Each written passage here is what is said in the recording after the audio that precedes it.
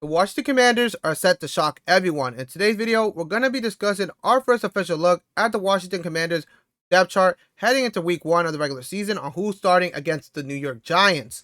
I'm your host, Azael Mejia, with Commanders Digest, reporting everything all Washington Commanders offseason, regular season, anything between. So if you want to be caught up to date, everything Commanders, make sure to hit that subscribe button. Yes, we're no longer 1 week and 3 days, 1 week and 2 days, 1 week away from football being back when the games are going to matter. I know we had preseason. I mean, those games don't count. There were certain starters that didn't even play at all. And then people are, oh, 0-3, 0-3, sophomore slump. Let's calm it down. Like I said, there were certain starters that didn't even play at all. We have our first official look at the depth chart. The Commanders just had the 53-man roster cuts. So now we have an idea for who's the starters, who are the second strings, who are the third strings. We're going to be covering not all positions, but the ones with the biggest names and the ones that have the most question marks on them. I mean, some starters are not as surprising as others. What hand is it right here? Oh, breaking news. Jayden Daniels is starting for the Commanders. What? That's a no-brainer right there. We do have some quotes from Sports Illustrated discussing which positions are more 50-50.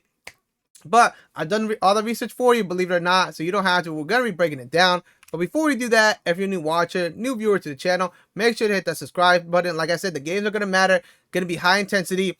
Even game 1 for the Commanders, they go against the New York Giants. They're in the same division, rivalry right there. So we all know from the first snap it's going to get pretty intense.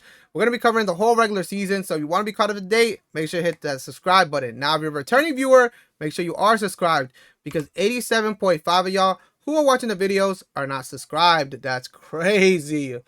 Order free skis, doesn't charge you nothing, and it takes like 2 seconds. That's how easy it is.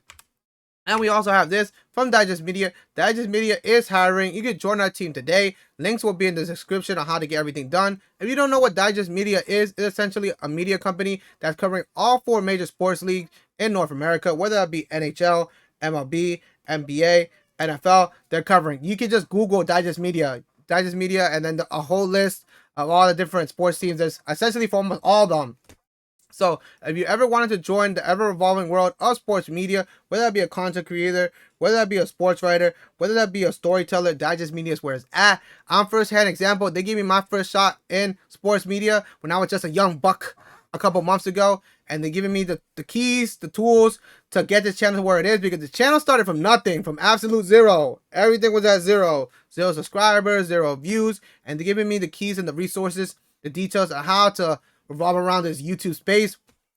So y'all see the numbers that we have it running it up. Y'all see the numbers. Men lie, women lie, numbers don't. So they're giving me the keys, and so much advice, whether that be from content ideas, scripts, thumbnails. They've helped you along the way. Clear cut direction. They help you throughout everything. They don't leave you in the dust. So it's just great to see. So if you ever wanted to join the world of sports media, Digest Media is where it's at, and we can't wait for you to join the team. To get back to the video, like I said, we have a little list to go through, a lot of names. Hopefully I don't want to butcher names, but positions, because I've done that in other videos. I'm going to try not to. But quarterback positions, I mean, JD5, no surprise there. Rookie of the year, had one of the best rookies years. I'm pretty sure he's top up there. One of the best. I mean, let me say this. Let me be as specific. People misquote. One of the best quarterbacks I want to say right now. Definitely the top half. You can't lie about that. If JD5 is not a part of the top half best quarterbacks in the league, you're just tripping right there. But JD5 starting. Then you have Marcus Mariota. And then you have Josh Johnson at the third string quarterback. Next position we have right here, wide receivers. Obviously, no brainer as well. Scary Terry, Deebo Samuels leading that room. Scary Terry re-signing with the Commanders, which is great to see. I mean, he clocked in a little bit late, but let's see how many reps let's see how much rep. Let's see, he doesn't look rusty. He doesn't look like cobwebs, out of place, because, like I said, he clocked in a little late. But hopefully, JD5 and Scary Terry can pick up where they left off last season and just create great plays. You add in Deebo Samuels, who was traded from the 49ers to the Commanders. He's beating the fat boy allegation. People, he's looking a little big, he's looking a little husky, he's looking slow. I mean, Washington personnel say he's one of the fastest ones there. Now, that can either be a good thing or a bad thing. We're going to have to wait till game 1 starts. Then, followed by them is Noah Brown. Then you have Luke McCaffrey. Then you have Jalen Lane. So, a good set of receivers who could do different things. But having McLaurin and Deebo Samuel, those are great. That's a great duo to have. Make your predictions down below. Where do you have them? Where do you think they will end up by the end of the season based off wide receiver duos? Next position we have right here is Zach Ertz, him starting. Then you have John Bates. Great to see the Commanders were able to re-sign Zach Ertz to a new deal, 1-year deal, because there were some rumors after their NFC Championship game. We're not going to mention the score, but there was rumors that he was set to retire. He ends up signing a new deal with the Commanders, 1-year deal. He fell in love with the game again, he said, once JD5. And just to have a safety net like Zach Ertz, a guy who comes from a winning culture, a guy who has a ton of experience, a ton of wisdom within this game, to have him pair him up again with JD5 is great to see. He's had some clutch moments. He clutched up a lot, especially towards the end of the season. And that's what veterans do. They know when to clutch up at the end, when it's those games in December, when it's those games in January. You want to throw the ball to a guy like Zach Ertz, who's been there before. So it's just great to see. Obviously, one of the newest additions as well to the Commanders is that left tackle position. Ooh, let me get this right. Look, I'm about to butcher that. Laramie Tunsil. There we go. Laramie Tunsil just joining the team as well during the offseason. That the Commanders got him with a trade from the Houston Texans. One of the best offensive tackles in the game, which is great to see, because now you got a protected quarterback, because obviously last year, JD5 being a rookie quarterback, no one knew what to expect from him. Essentially everybody from coaches, personnel, front office, players, a lot of their last year was their second year, so you didn't know. You would think we'll be in the rebuilding era, but it turns out, they just hit the express button on it. So now JD5 obviously going to have a target on his back because they know what to expect from him. So what do you do when you have a quarterback who has a target on his back? You go out and you go get one of the best offensive tackles in the game to protect him, which is great to see. Next, we have right here. Now we have, for the next position we have, is the linebackers. Look at this. Let me just name the 3 people off of here. I mean, I know people are going to say, oh, they're out of their prime, yada, yada, yada. But I mean, like, they can still produce. The Commanders don't expect them to be in their prime. Give us prime era this player. No. Just get a great group of guys who can mesh well together. Let me list off the first 3 names right here. Frankie Louvu, Bobby Wagner, and Von Miller at the linebacker position. You can't tell me that's not a dangerous trio. And then you add in guys like Jordan McGee. And then you get also Kane Monmouth, who the Commanders also drafted this year.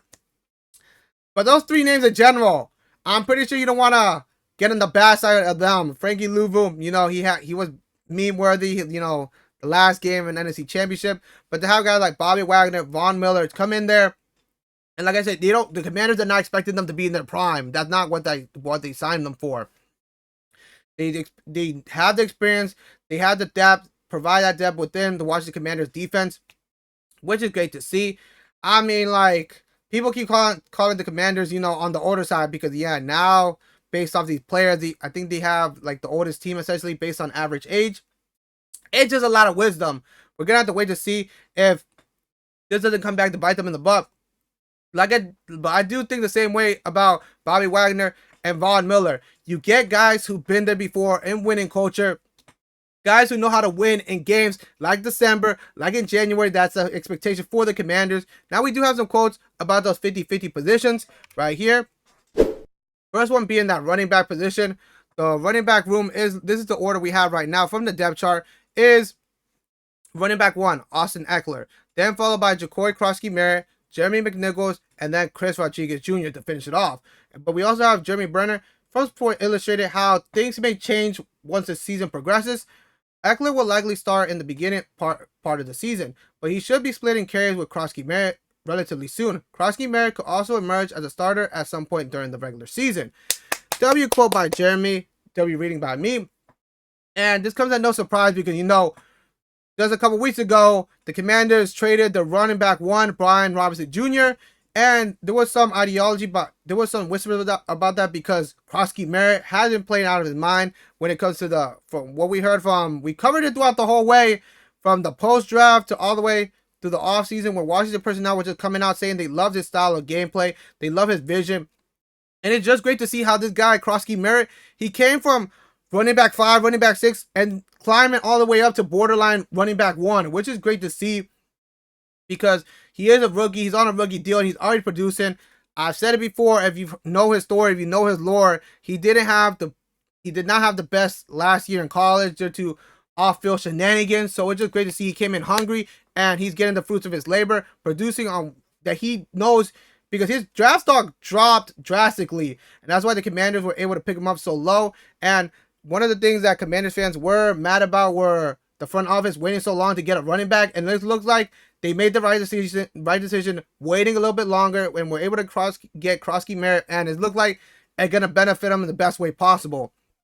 Next position we have right here is the right tackle. You're going to have right tackle number 1 is going to be Andrew Wiley, then followed by Josh Conerly Jr. I was a little surprised by this because I thought Josh Conerly Jr. was going to be the starter. That's what I was reading, but we have this quote also from Jeremy saying this: Wiley currently has the starting right tackle position, but Conerly is right on his tail as the team's first round draft pick this year. And Josh Conerly Jr. being, I'm pretty sure, ranked number 1 within the offensive line coming out the draft. Commanders were able to get him. Like I said, JD5 has a target on his back, and you want him to have the best protection, and you go out in the draft and you get that one of the best offensive tackles from the draft. It's great to see. Now I started, thinking about it. Okay, this guy's on the younger side, so you're gonna want him to sit behind a veteran within this team. So, but it's still great to see that Conerly Jr. You may expect him to start depending on how he plays these first upcoming games. He's right behind there with Wiley. Then for the final quote we have right here, it's gonna be talking about that secondary. It's gonna be talking about the cornerback positions. You have, for what we have right here, from the start of it, from number 1 being Marshall Lattimore, then Trey Amos, then being Mike Stanley-Steele, then Jonathan Jones, and then Noah I. This is what Jeremy had to say. Lattimore and Amos will start on the outside, while Stanley-Steele is a nickelback. Jones and Iggy provide good depth at backup, which is crazy. You're going to have Marshall Lattimore and Trey Amos start. I didn't expect Trey Amos to start over who we have right, Iggy, which is, I was surprised by that. But like I said, same thing. Amos was expected to be the first round draft pick for the Commanders. They let him drop. They're like, hopefully he's right there in the second round. They pick him up. So you get Josh Conerly Jr., Trey Amos, that you had high hopes for in the draft. You get them both, which is great to see. Marshall Lattimore, people were coming after him last year. Oh, he didn't play the best. He's washed, yada, yada. He was playing hurt. So it's great to see he was able to earn that first position spot. But like I said before, we've been covering the secondary for the Commanders throughout. 2 years ago, they were dead last. And now, last year, they went all the way to number 3. What can we expect from this group? It's looking like a no-fly zone for the Commanders in the secondary positions. You also have kick returns. It's going to be done by Austin Eckler. And then punt returns are going to be done by Jalen Lane. He's number 5 in the list of wide receivers. But it's still great that he's going to be that first option when it comes to punt returns, because that's a big responsibility right there. But that is what we have for the depth chart. Like the biggest names, as I mentioned. What do you guys think? Will the Commanders shock everyone, or will they go into a sophomore slump? Make your comment down below what the predictions are for the records. But I'm saying it's looking pretty dangerous on paper. Now, I mentioned it before, just because it looks good on paper, they look good in practice, doesn't mean it's going to translate well into the regular season. So we're going to have to see how they mesh together in real in-game time scenarios. Against the Giants, I'm not taking them lightly, even though the Commanders did beat them both times last year. They're coming off strong. They do get Russell Wilson, who knows how to win. So I do expect the game to be high intense. But if anything breaks within the Commanders atmosphere, it'll be covered right here on the channel. I'm Azael Mejia with Commander Digest, and I'll see you in the next video.